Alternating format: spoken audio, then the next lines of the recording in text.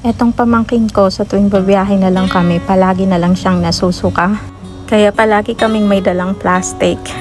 Just in case masuka, diba? Eto naman yung bunso kong kapatid.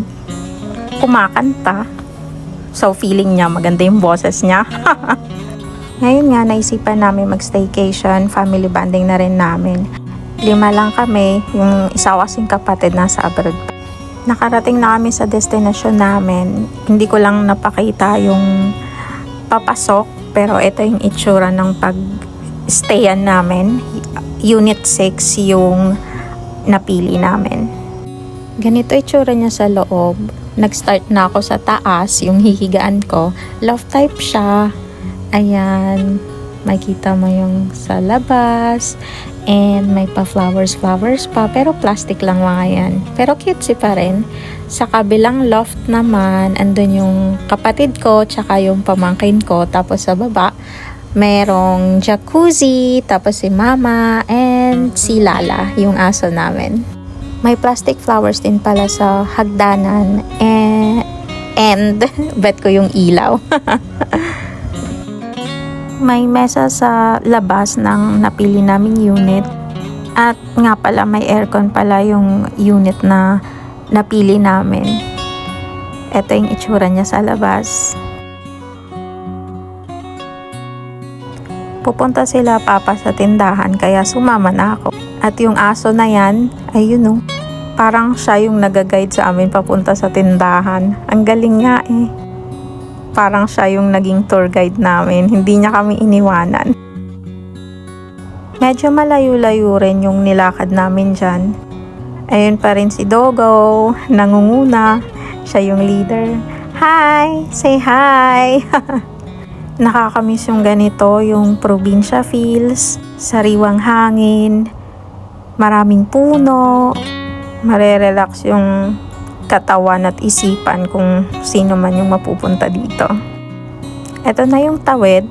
Nakarating na kami sa tindahan. Walang mga sasakyan halos na dumadaan. Mga baka, yung mga makikita mo. Ayan.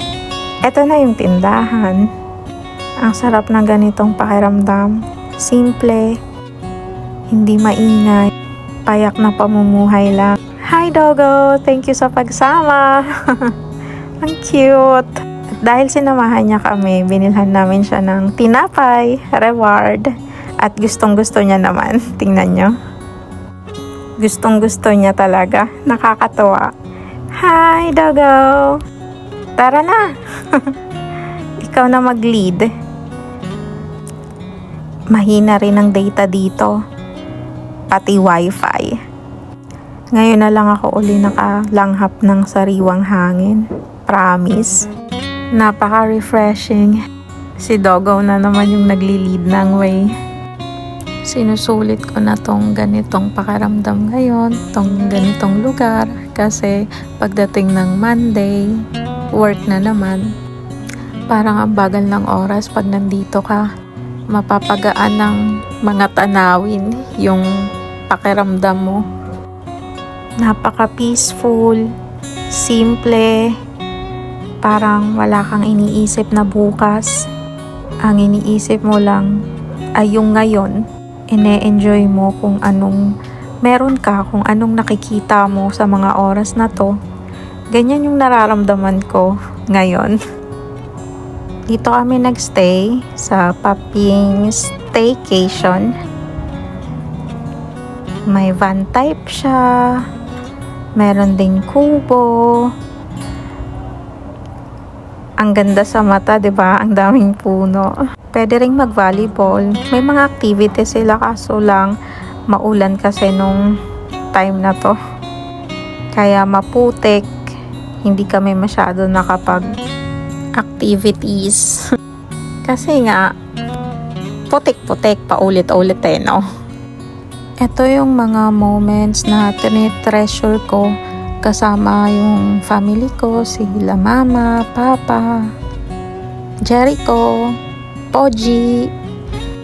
Kulang pa kami ng isa, yung kapatid kong nasa ibang bansa. Sinamahan ko sila mama at saka sila papa sa labas nung gabi. Nagsha-shot sila, pampatulog lang. At ako nakikichismis lang sa kanila.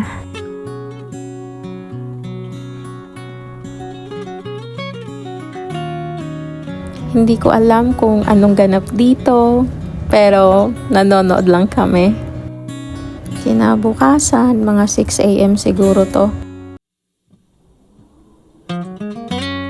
Inaya ni Papa si Mama na maglakad-lakad sa lab. E di sumama na naman ako, ang panganay nila. Pero si Mama, sumasakit na yung paa, kaya ayun, makikita nyo, pabalik na kami. Ang sarap lumanghap ng sariwang hangin. Ayan ang mama ko. Selfie na naman, magpipicture na naman siya. Hello, Lala. Nakaka-relax, diba? Ang ganda. Wala akong naamoy na polusyon, kundi sariwang hangin lang talaga. Sa sunod, magka-camping naman kami. Kami lang uli, kaming pamilya, family bonding.